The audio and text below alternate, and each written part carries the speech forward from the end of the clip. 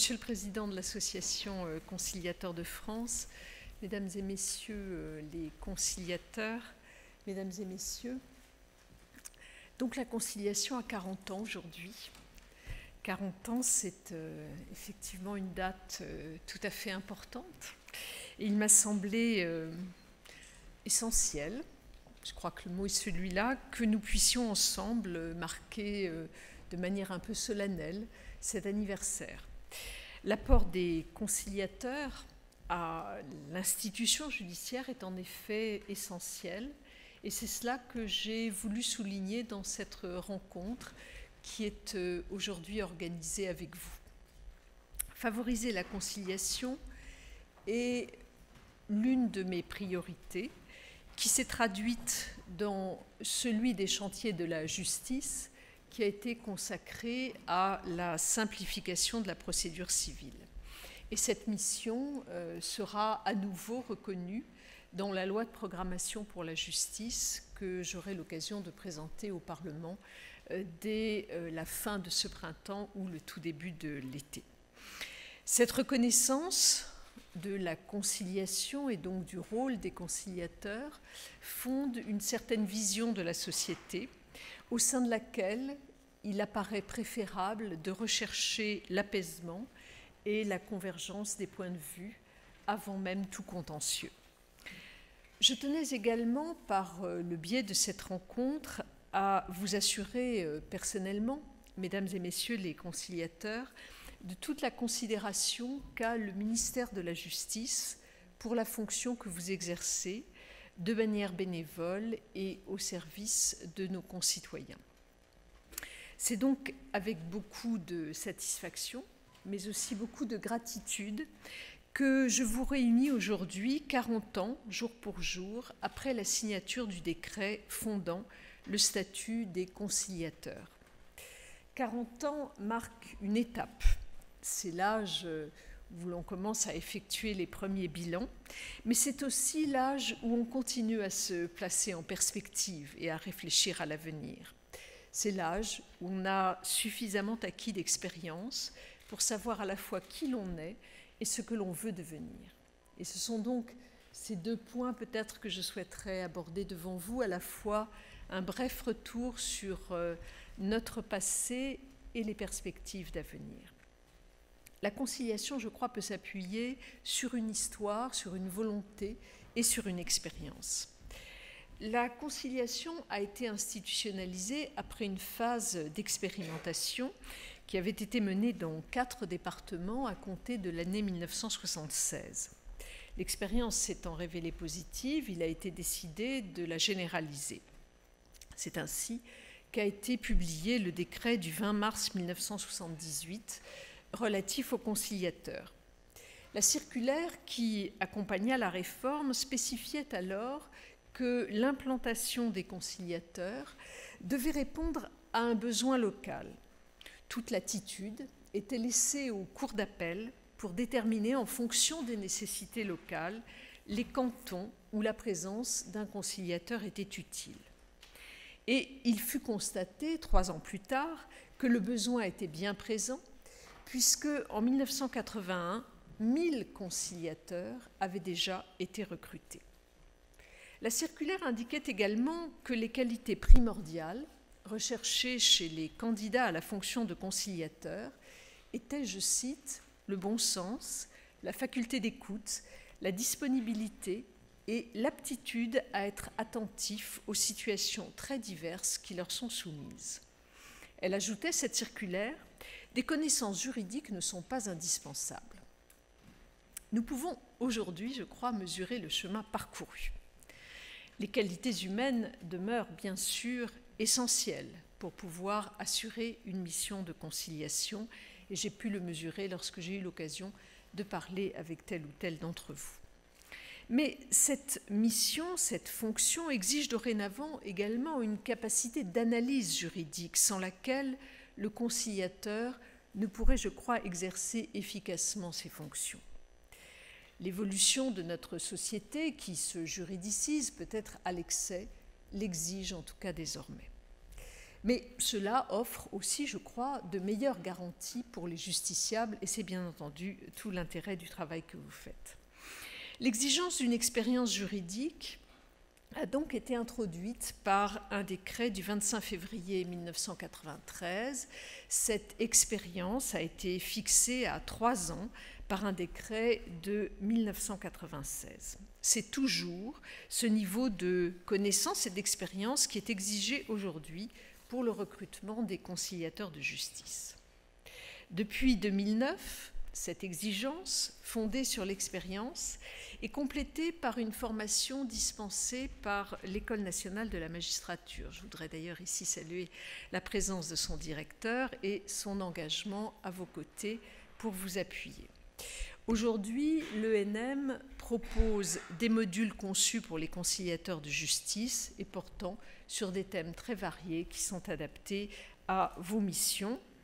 Je crois que vous aurez l'occasion d'y revenir dans la matinée lors de la table ronde qui y est consacrée, mais je voudrais d'ores et déjà dire que ces formations assurent, à mon sens, l'homogénéité et la qualité des conciliations.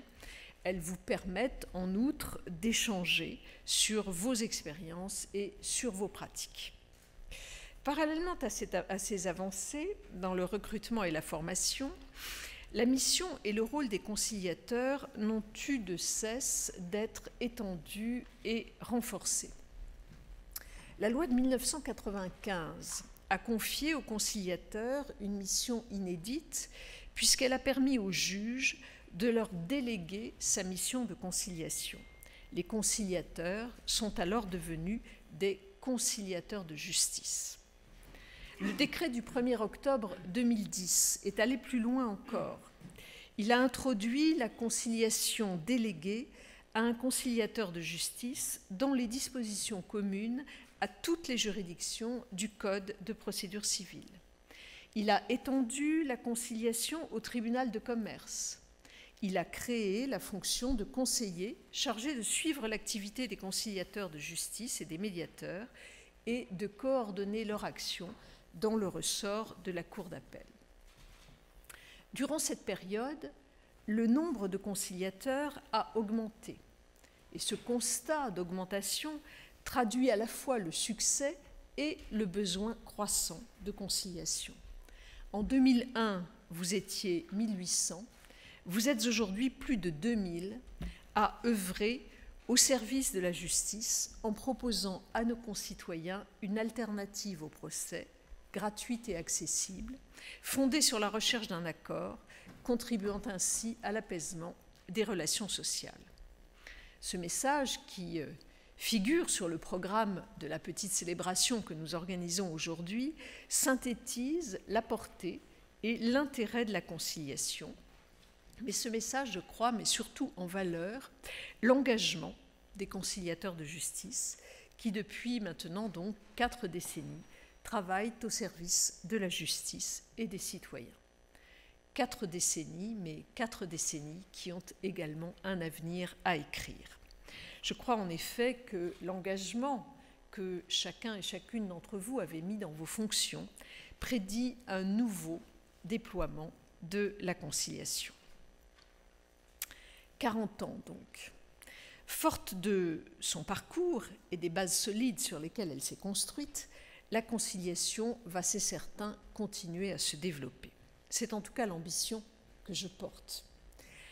Dans L'angoisse du roi Salomon, Romain Gary écrivait « Ce qu'il y a de bête avec la maturité, c'est qu'elle vient toujours trop tard. » 40 ans pour les conciliateurs, c'est certainement l'âge de la maturité. Mais je crois qu'il n'est pas trop tard. Je crois qu'il n'est pas trop tard et au contraire, la conciliation a un bel avenir devant elle. Et nous allons, en tout cas je l'espère, faire une partie de ce chemin ensemble. Je sais que vous êtes résolument engagés dans la modernité, notamment dans l'utilisation des outils du numérique au service de votre mission, et j'ai donc toute confiance dans la réalisation de nos projets communs. La loi de modernisation de la justice du XXIe siècle, du 18 novembre 2016, a déjà réalisé une belle avancée pour écrire cet avenir, puisqu'elle a instauré la conciliation préalable obligatoire devant un conciliateur de justice avant toute saisine du tribunal d'instance par déclaration au greffe. Il convient aujourd'hui d'en prendre toute la mesure et d'en tirer les bénéfices pour continuer à avancer dans cette direction. Les chantiers de la justice que j'ai engagés en fin d'année dernière ont intégré la conciliation dans leur réflexion. Le rapport relatif à l'amélioration et à la simplification de la procédure civile, rendu par Madame la Présidente Agostini et Monsieur le Professeur Molfessi, auquel vous avez d'ailleurs contribué, préconise de favoriser largement le recours aux modes alternatifs de règlement des différends, et il propose plusieurs mesures pour inciter les justiciables à y avoir recours. Ces auteurs soulignent en effet, et je le cite, que les modes alternatifs de règlement des litiges sont aujourd'hui considérés comme une voie de justice de qualité. La conciliation a ainsi vocation à être étendue, et le projet de loi de programmation pour la justice, que je vais donc présenter prochainement au Conseil des ministres, prévoit des dispositions en ce sens. Son article 1er de ce projet de loi élargit la portée de l'article 4 de la loi de modernisation de la justice de 2016 en généralisant le préalable obligatoire de conciliation pour toute saisine des tribunaux d'instance et de grande instance. Des exceptions seront bien sûr fixées par décret en Conseil d'État au regard de la nature ou du montant du litige, mais le principe sera celui que je viens d'énoncer. Bien sûr, au regard de cette extension, je ne méconnais pas les difficultés qui peuvent être les vôtres pour recruter de nouveaux bénévoles, pour exercer votre mission dans de bonnes conditions, notamment sur le plan matériel. L'objectif de recrutement de nouveaux conciliateurs est évidemment un point essentiel. Les actions devant être menées à cet égard pourront s'inscrire dans une double perspective. D'une part, le lancement d'un vaste plan de communication pour faire connaître la conciliation et favoriser ainsi le recrutement de nouveaux conciliateurs. D'autre part, l'octroi de nouveaux moyens qui permettent de rendre plus attractif l'exercice des fonctions, notamment par le renforcement de la formation. Indépendamment de la question de la revalorisation de l'indemnité versée aux conciliateurs pour la prise en charge des frais de secrétariat, qui a été réalisée en 2016, je souhaite renforcer l'intégration des conciliateurs au fonctionnement des juridictions. Et j'ai donc demandé à Monsieur le directeur des services judiciaires de travailler sur l'ensemble de ces points. Je souhaite d'ailleurs vivement avoir l'occasion de vous entendre ou de vous lire sur ces différents points. Mais avant toute chose, je voudrais ici, pour terminer, rendre un hommage particulier aux bénévoles des associations de conciliateurs qui sont présents aujourd'hui, pour leur investissement sans faille et pour leur professionnalisme. Je souhaite également rendre hommage à l'ensemble des conciliateurs de justice. Je veux ici souligner leur dévouement, leur altruisme, leur écoute, et je leur adresse tous mes remerciements et mes encouragements très sincères pour la poursuite de leur action. Avant de laisser la parole à M. Michel Pinet, président de l'Association des conciliateurs de France, que je remercie une nouvelle fois pour son action, je reprendrai ces mots du doyen Jean Carbonnier, qui en 1962 convenait qu'avec le développement des modes alternatifs de règlement des conflits, il s'agissait non plus seulement, je le cite, de faire régner le droit, mais bien de rechercher la paix entre les hommes. C'est votre mission quotidienne, à la fois pleine d'ambition et d'humilité, au service de la justice, que je voulais saluer une nouvelle fois devant vous. Je vous remercie.